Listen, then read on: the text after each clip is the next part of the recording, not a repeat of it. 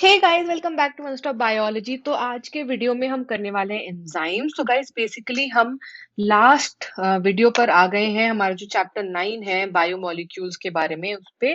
ठीक है, तो क्लास 11th के चैप्टर 9 पे हैं हम, जो कि है बायोमोलिक्यूल्स। तो चलिए देखते हैं कि एग्जैक्टली एंजाइम्स क्या है।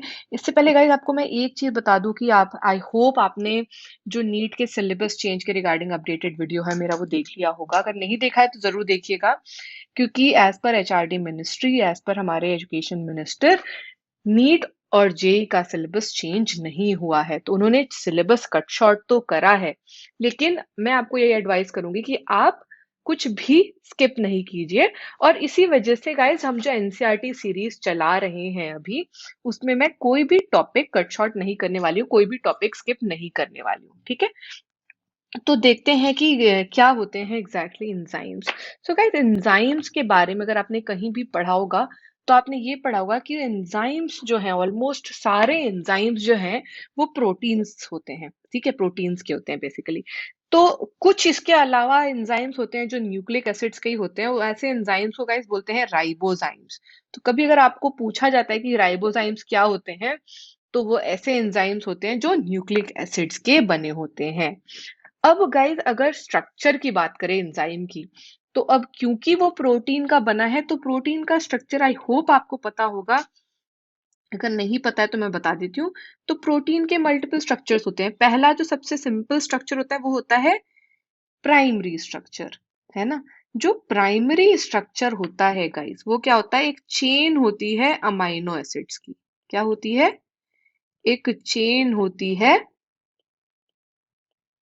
अमाइनो एसिड्स की, कुछ ऐसी। ठीक है, तो ये तो हो गया प्राइमरी स्ट्रक्चर। इसके बाद आता है सेकेंडरी स्ट्रक्चर।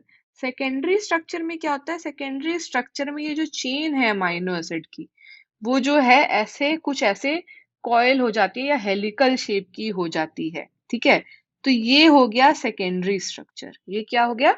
Secondary structure. अब इसके बाद क्या होता है? इसके बाद की जो आपका स्ट्रक्चर होता है उसमें क्या होता है? उसमें आपका यही स्ट्रक्चर, अब जो कॉइल्ड है ना, ये और ज्यादा फोल्ड होकर कुछ ऐसी हो जाती है। ठीक है, तो ये आपका हो गया टर्शरी स्ट्रक्चर। ये हो गया टर्शरी स्ट्रक्चर। अब गाइस ये ध्यान दीजिए कि ये जो स्ट्रक्चर होता है ना, ये अब कुछ आपको 3D दिखेगा, 3 डायमेंशनल स्ट्रक्चर दिखेगा। ठीक है, अब इसके बाद का जो स्ट्रक्चर होता है उसको बोलते हैं क्वाटर्नरी स्ट्रक्चर। उसको क्या बोलते हैं? Quaternary structure. सबसे ज्यादा फोल्डेड स्ट्रक्चर हो गया। उसमें क्या होता है कि ये जो आपका कॉइल्ड स्ट्रक्चर है ना, ऐसे बहुत सारे सब यूनिट्स होते हैं। ठीक है, ऐसा कुछ सब यूनिट में 3D स्ट्रक्चर बना हुआ है। ठीक है, तो ये हो गया क्वाटर्नरी स्ट्रक्चर। क्वाटर्नरी स्ट्रक्चर का गाइस एग्जाम्पल है हीमोग्लोबिन, जिसमें 4 सब यूनिट होते हैं। हीमोग्लोबिन में 4 सब यूनिट होते हैं ऐसे टर्शरी स्ट्रक्चर के। ठीक है, तो ये हो गया आपका एग्जाम्पल। अब गाइस आपका जो एंजाइम भी है ना, वो प्राइमरी स्ट्रक्चर का बना है, फिर वो सेकेंडरी स्ट्रक्चर का बना है, फिर वो टर्शरी स्ट्रक्चर का बना है। ठीक है, तो जब वो टर्शरी स्ट्रक्चर पे आप आते हो, जब आप टर्शरी स्ट्रक्चर पे आते हो, तो क्या होता है कि आपको ना उस एंजाइम्स के, तो उसकी बैकबोन तो प्रोटीन चेन की ही है, जैसे इसमें है ना, जैसे इसमें है। ठीक है, बट आपको उस पूरे स्ट्रक्चर के बीच बीच में ना पॉकेट्स जैसे मिलेंगे। क्या मिलेंगे? पॉकेट्स मिलेंगे। ठीक है, इन्हीं पॉकेट्स को गाइस हम बोलते हैं एक्टिव साइट। हम क्या बोलते हैं? Active site. ठीक है, तो आपकी ये जो एक्टिव साइट होती है ना, वो बेसिकली ऐसे पॉकेट्स हैं जिसमें सबस्ट्रेट आकर फिट होता है। तो मान लीजिए कि आपका एंजाइम कुछ ऐसा है। ठीक है, ये है एंजाइम ई, और आप मान लीजिए कि आपका एक सबस्ट्रेट है। ठीक है, सबस्ट्रेट है एस। तो बेसिकली ये आएगा, और ये जो है ना आपकी एक्टिव साइट है, ये जो है, ये एक्टिव साइट है।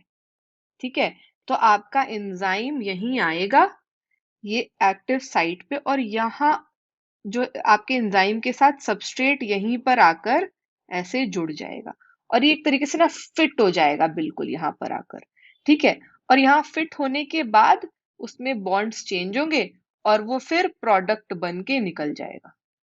ठीक है, फिर वो प्रोडक्ट बन के निकल जाएगा। ठीक है, और एंजाइम ने क्या करा कि एंजाइम ने अपने एक्टिव साइट के थ्रू आपके रिएक्शन को बहुत ज्यादा हाई रेट पे कैटेलाइज कर दिया।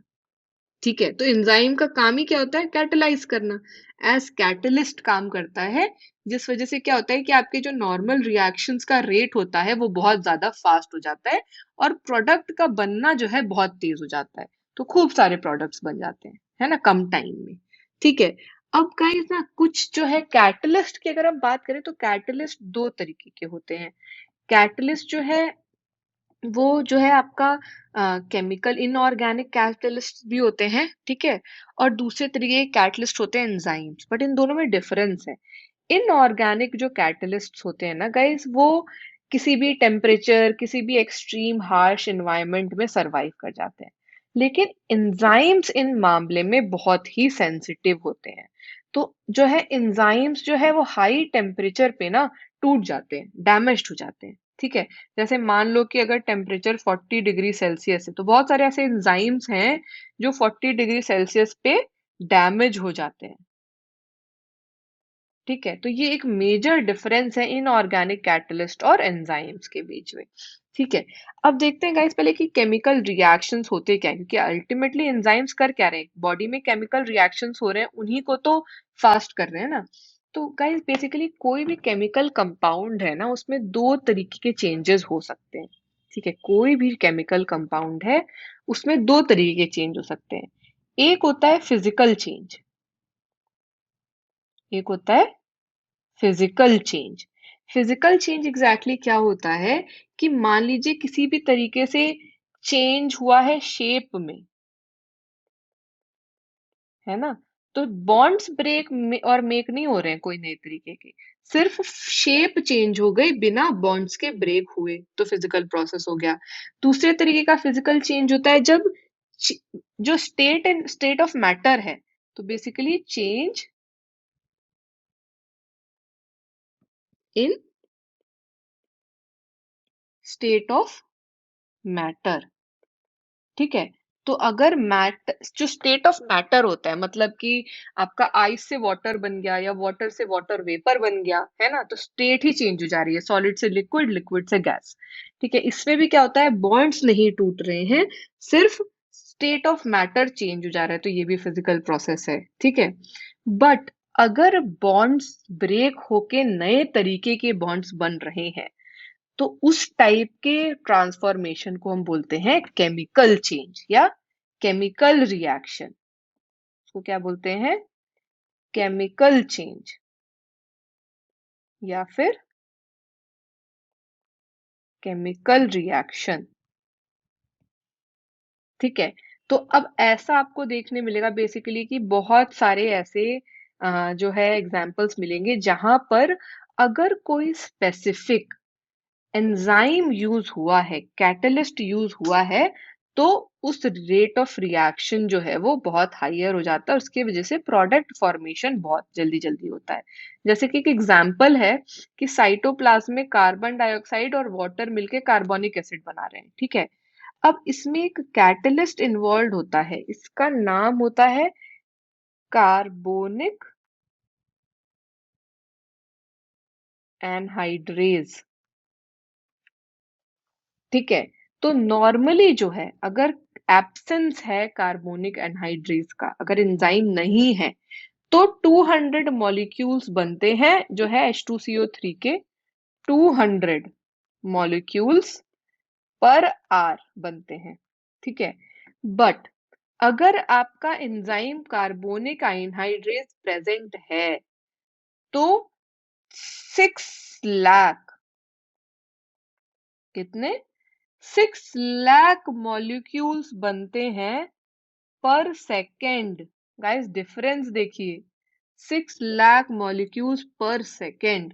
तो आप देख रहे हैं कि ये जो है मिलियन टाइम्स बेटर हो गया, है ना। मिलियन टाइम्स बेटर हो गया, 10 मिलियन टाइम्स बेटर हो गया, है ना। ऐसे ही बहुत सारे मल्टी स्टेप रिएक्शंस भी होते हैं, जिसमें कि हर स्टेप पे कैटलिस्ट की जरूरत होती है, ठीक है। और वो एंजाइम के साथ कॉम्प्लेक्स बनाते हैं और फिर वो प्रोडक्ट बना देते हैं। ऐसे हम जो है मल्टी स्टेप केमिकल रिएक्शन को मेटाबॉलिक पाथवे बोलते हैं। क्या बोलते हैं? मेटाबॉलिक पाथवे, ठीक है। तो गाइज अब क्या होता है ना कि आपका जो रिएक्शन होता है वो क्या होता है कि एक्सोथर्मिक भी हो सकता है, एंडोथर्मिक भी हो सकता है। तो बेसिकली क्या होता है कि आपके ऐसे कोई भी ऐसा रिएक्शन होता है ना, तो उसमें आपको एनर्जी की जरूरत होती है, ठीक है। अगर आपको सबस्ट्रेट से प्रोडक्ट बनाना है तो आपको क्या चाहिए होता है?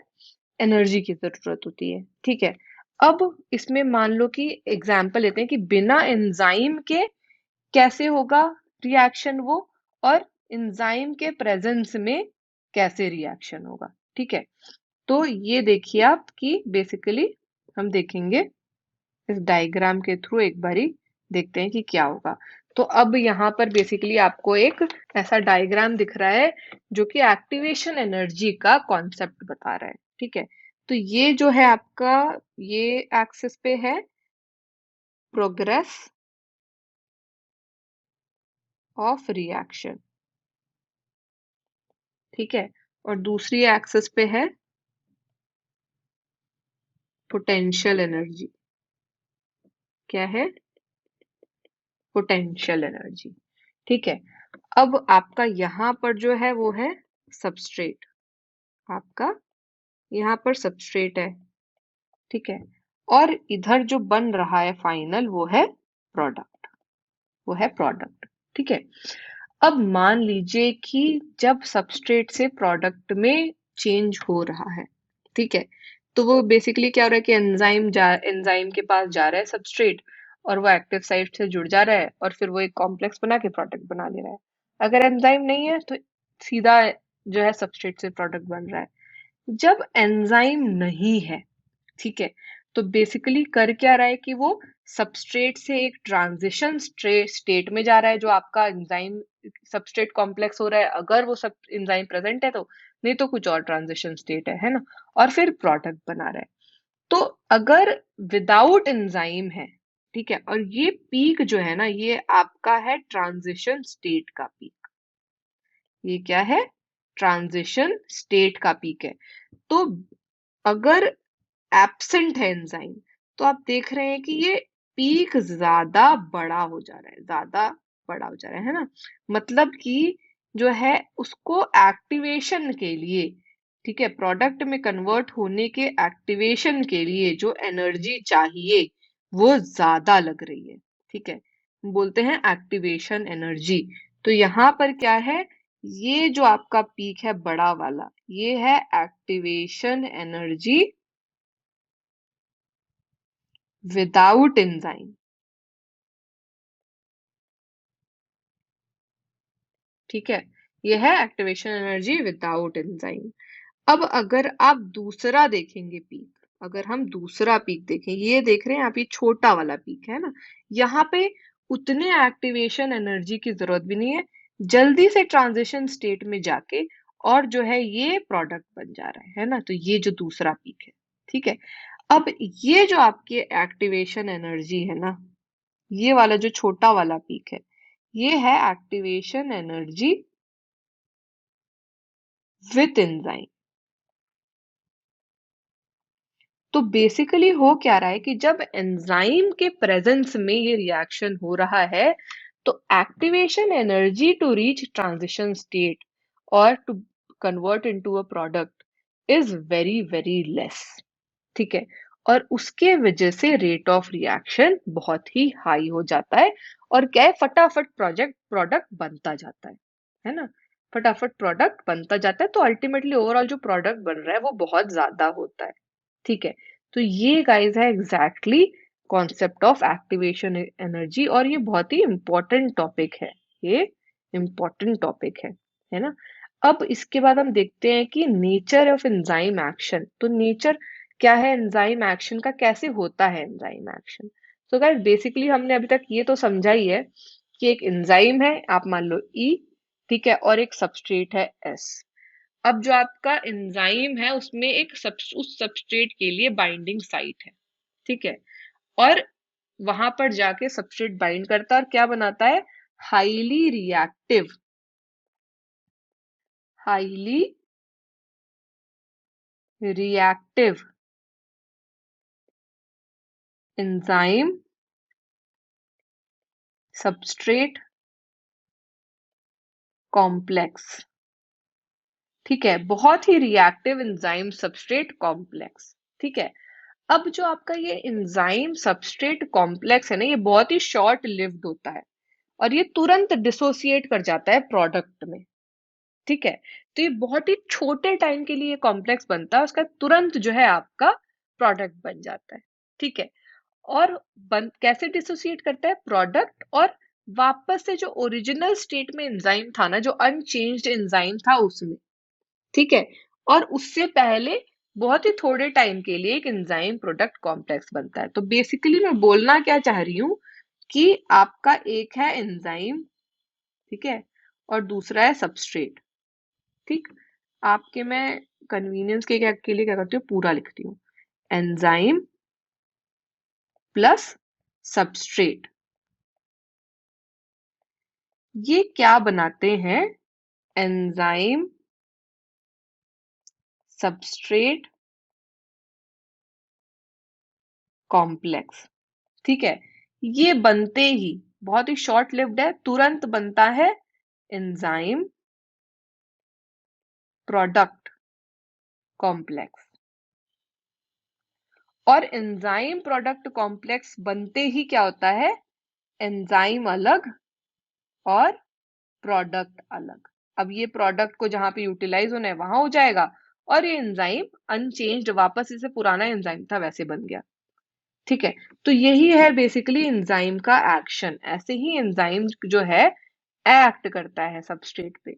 अब अगर मैं आपको कैटालिटिक साइकिल बताऊं एंजाइम की, है ना, तो एग्जैक्टली जो हमने डिस्कस करा वो कैटालिटिक साइकिल अगर मैं बताऊं तो वो ऐसे कुछ जो है आपके चार अलग अलग पॉइंट्स में आप समझ सकते हैं, ठीक है।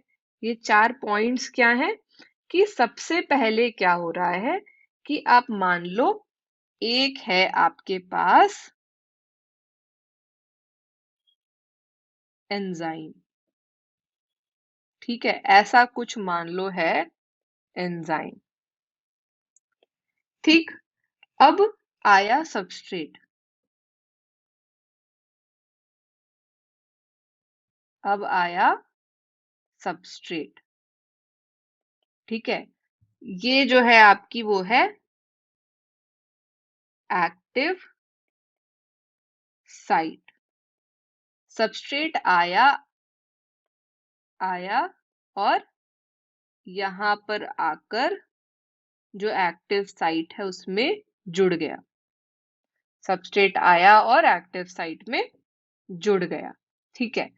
अब जैसे ही आकर जुड़ा तो एंजाइम को क्या करना होता है ना कि सबस्ट्रेट को एकदम अच्छे से फिट करना होता है अपने में, ठीक है। तो सबस्ट्रेट एंजाइम ने अपना थोड़ा शेप ऑल्टर करा और जो गैप्स दिख रहे हैं ना उसको भी फिल कर दिया, एकदम सही फिट हो गया जाके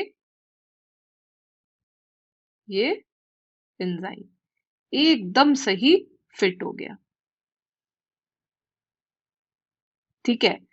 अब ये एकदम सही फिट होने के बाद क्या होगा, ये सेम ही है ना, मैं इसको पूरा कलर कर देती हूँ so that आपको ऐसा ना लगे कि डिफरेंट है दोनों, ठीक है। अब एकदम सही फिट होने के बाद क्या होगा कि जो आपका एक्टिव साइट है वो बहुत ही क्लोजली एकदम वो हो गया, आपके सबस्ट्रेट से क्लोज प्रॉक्सिमिटी में आ गया। वो जो है क्या होता है कि ब्रेक करता है केमिकल बॉन्ड्स जो ऑलरेडी बने हुए हैं और नया एंजाइम प्रोडक्ट कॉम्प्लेक्स बनाता है, एंजाइम प्रोडक्ट कॉम्प्लेक्स बना देता है, ठीक है। अब ये जो एंजाइम प्रोडक्ट कॉम्प्लेक्स बना है इससे क्या होता है कि जो आपका नया प्रोडक्ट बना से ये प्रोडक्ट है, ये क्या है, प्रोडक्ट है, प्रोडक्ट जो है अलग हो जाएगा, ठीक है।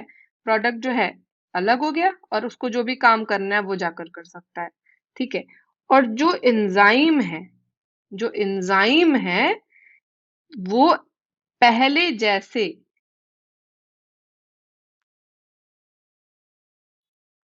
ठीक है, वो पहले जैसे वापस निकल गया। तो अनचेंज्ड इसलिए बोलते हैं अनचेंज्ड एंजाइम। जैसे पहले एंजाइम था ना इस टाइम पर, वैसा ही एंजाइम वापस से जो है प्रोडक्ट से अलग हो गया, प्रोडक्ट अपना काम करने चला गया और एंजाइम जो है वो वापस से फ्री एंजाइम हो गया, जो कि वापस से किसी नए मॉलिक्यूल से बाइंड करके फिर से एंजाइम सबस्ट्रेट कॉम्प्लेक्स बना के एंजाइम प्रोडक्ट बना के और प्रोडक्ट बनानी शुरू कर देगा। ठीक है। तो वापस से ये जो कैटालिटिक साइकिल है उसको कंटिन्यू कर लेगा। सो गाइस यही होता है एग्जैक्टली एंजाइम का मैकेनिज्म, यही होता है कैटलिस्ट का मैकेनिज्म।